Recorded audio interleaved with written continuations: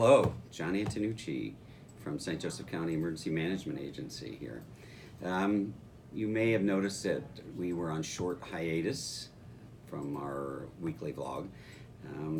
That in part was caused by our dear friend Beth Burkholz, who decided that she should challenge a snowplow to see who could get to the intersection first.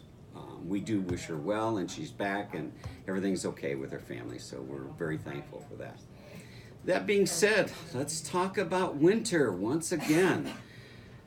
When we have cold weather for extended periods of time, bad things start happening. Things quit working, things malfunction, things break.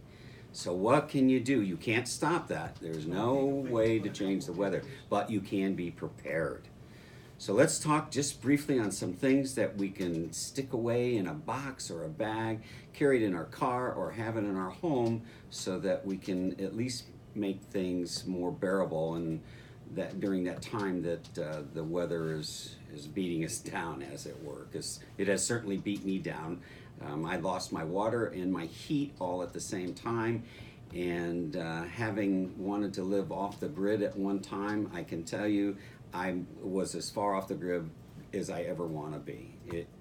We're laughing a little bit about it right now, but it is a dangerous situation when it's 15 below out and you have no heat. Those are serious problems. So again, what can we do to combat that? Okay, so I've got just a few items here that you should carry in your car or have at your home. Water.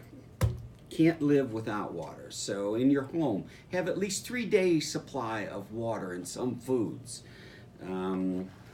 Flashlights, batteries, a whistle to be able to call people or let them know, alert them to the fact that you're in trouble. Sanitizer, hand sanitizer in your car, a nice little shovel that you could dig out your wheels. Emergency blankets, these things are great. A first aid kit. A tarp, maybe something happens to a window in your home or a window in your car.